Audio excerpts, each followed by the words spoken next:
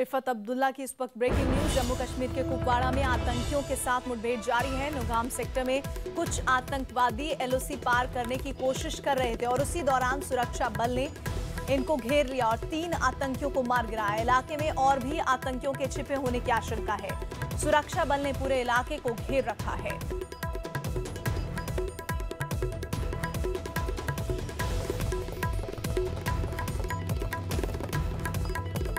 Jammu Kashmir police ने लश्कर-ए-तैयबा के एक संदिग्ध आतंकी को गिरफ्तार किया है। संदीप कुमार शर्मा यूपी के मुजफ्फरनगर का रहने वाला है। जम्मू कश्मीर पुलिस के मुताबिक संदीप का कई हमलों और लूट में हाथ था और ये लश्कर के लिए आदिल के नाम से काम करता था।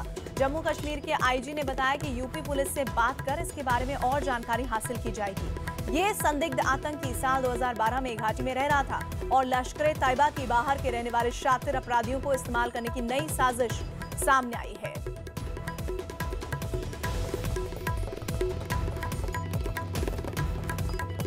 संदीप शर्मा और फादिल मुजफ्फरनगर के नई मंडी का रहने वाला है।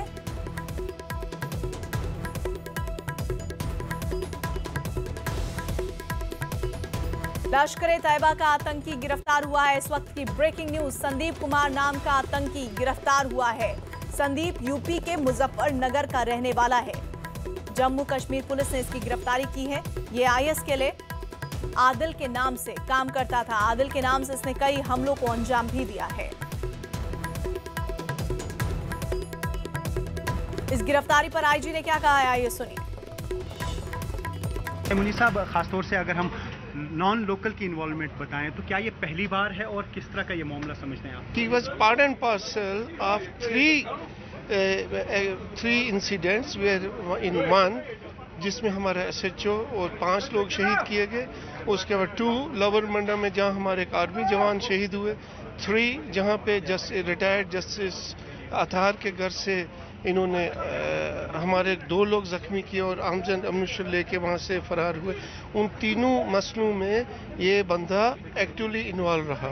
दैट मीन्स ये लश्कर का मिलिटेंट, हम इसको सीधे करें। बिल्कुल बिल्कुल, there is no doubt he is a militant of militant outfit Lashkar-e-Taiba. जब आपने इसको पकड़ा तो ये बशीर लश्करी के साथ में था और ये पकड़ा कैसे गया? ये आपको याद होगा कि उस दिन हमारा स्टैंड ऑफ चला कोई 4 घंटे, जब 17 के करीब सिविलियंस जिसमें बच्चे भी थे, औरतें भी थी, कुछ बुजुर्ग लोग भी थे, इन्होंने बंदी बना लिए थे। तो जब हमने उनको छुड़वाया तो ये भी उनमें साथ निकला। जब हमें ये पता चला कि नॉन लोकल है तो हैरत हुई ये इनके साथ अंदर क्या कर रहा था। तो हमने इसको क्वेश्चनिंग के लिए रोक लिया। उसके बाद जब एक ऑपरेशन ख़त्म हुआ तो जब हमने फिर इसके साथ क्वेश्चनिंग शुरू की और इन्वेस्टिगेशन शुरू की तो ये सारा सामने। हमारे साथ हमारे संवाददाता जुड़ रहे हैं रिफत, और क्या क्या जानकारी इस आदिल की गिरफ्तारी के बाद सामने आई है?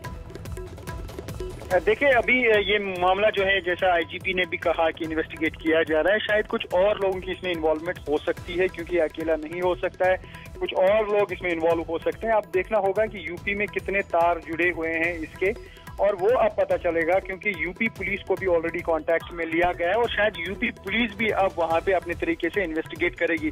अब ये देखना होगा कि कितना डीप ये नेटवर्क था और कब से चल रहा था और कितने लोगों की इन्वॉल्वमेंट हो सकती है इसमें। और लोकली और खासतौर से मैं आपको बताऊं, इसके पकड़ने से कई चीजें सामने आ सकती हैं कि किस तरह का मॉड्यूल था, कहां कहां गए थे, कहां पे किस तरीके का अटैक किया था, कौन कमांड देता था, कौन आगे उसको लेके जाता था, क्योंकि ये मिलिटेंटों को कैरी भी करता था, ड्राइव भी करता था। तो ऐसे में कई चीजें अब सामने आ सकती हैं क्योंकि जिंदा मिलिटेंट को पकड़ना बहुत ही मुश्किल होता है। तो अगर इसको पकड़ा गया, जबकि आईजीपी ने साफ कर दिया है कि इसकी डायरेक्ट इन्वॉल्वमेंट है और कई जगहों पे ये इन्वॉल्व बताया जा रहा है कई अटैक्स में, और खासतौर से जो एसएचओ की किलिंग है उसमें भी इसका हाथ बताया जा रहा है, या आर्मी पे जो अटैक हुआ था जिसमें 3 फौजी जवान मारे गए थे तो उसमें भी इसकी इन्वॉल्वमेंट बताई जा रही है। तो ऐसे में अगर ये कई जगहों पे इन्वॉल्व है तो काफी चीजें इससे आगे बढ़ सकती हैं। आप हमारे साथ बने रहिए। इस बीच संदीप शर्मा और फादिल मुजफ्फरनगर के नई मंडी का रहने वाला है। संदीप शर्मा और फादिल का यूपी कनेक्शन, यूपी एटीएस को आपको बता दें अलर्ट किया गया है। एटीएस की एक टीम को मुजफ्फरनगर में आदिल के भाई से पूछताछ के लिए भेजा गया है। दूसरी टीम आदिल से पूछताछ के लिए कश्मीर रवाना कर दी गई है। अभी तक जो हमारी जानकारी प्राप्त हुई है वो जेएनके पुलिस ने इनको उठाया है, इसको उठाया है संदीप कुमार शर्मा अलायस आदिल नाम है इस व्यक्ति का, और ये संभवतः अभी सब्जेक्ट टू वेरिफिकेशन ये नई मंडी थाना क्षेत्र जनपद मुजफ्फरनगर का रहने वाला है। इसके वेयर अबाउट्स एंटीसीडेंट्स हम लोग वेरीफाई कर रहे हैं, लेकिन जे.एंड.के पुलिस ने इसको एटीएम रॉबरी और कुछ वेपन स्नैचिंग के केसेस में संलिप्तता पाए जाने पर इसको उठाया है। तो संदीप यूपी के मुजफ्फरनगर का रहने वाला है। धर्म बदलने के बाद संदीप ने आदिल नाम रख लिया था। 2011 से घाटी में रह रहा था। संदीप उर्फ आदिल आतंकी बशीर लश्करी के एनकाउंटर के बाद इसकी गिरफ्तारी हुई है। बैंक लूट और हमलों में शामिल था संदीप। जज के घर हमला और गार्ड से बंदूक लूटने का भी आरोप। लश्कर-ए-तैयबा पैसा देकर कराता था आदिल से इस तरह की लूट। रिफत हमारे साथ जुड़ रहे हैं। रिफत, धीरे धीरे जो जानकारी आ रही है उसके मुताबिक संदीप एक महत्वपूर्ण क्लू है।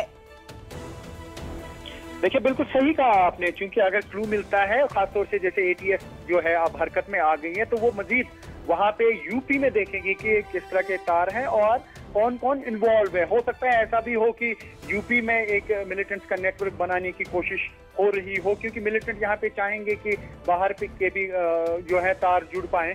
तो ऐसे में अब ये देखना होगा, क्योंकि ये अलाइव है और इसे शायद वहां पे भी ले जाया जा सकता है अगर वहां पे कहीं इसकी इन्वॉल्वमेंट पाएगी। क्योंकि 2012 से, जैसा कि आईजीपी कश्मीर मुनीर अहमद खान ने कहा कि 2012 से वो कश्मीर आता रहा है, और डायरेक्ट इन्वॉल्वमेंट जो इसकी बताई जा रही है वो जनवरी 2017 से बताई जा रही है, यानी कि 7 महीने से ये डायरेक्ट इन्वॉल्व था। और जितने भी अटैक्स लश्कर ने किए, खासतौर से बशीर लश्करी ने जितने भी अटैक्स किए, ये शामिल रहा है हर अटैक में, और बिल्कुल साथी समझा जा सकता है ये बशीर लश्करी का था। तो शायद देखना होगा कि बहुत बहुत शुक्रिया रिफत इस जानकारी के लिए। और 2011 से जब से उसने नाम भी अपना बदला है, तब से लेकर तकरीबन 6 साल हो गए, और ऐसे में देखना होगा कि इन 6 सालों में इसका ट्रैक रिकॉर्ड कैसा रहा है।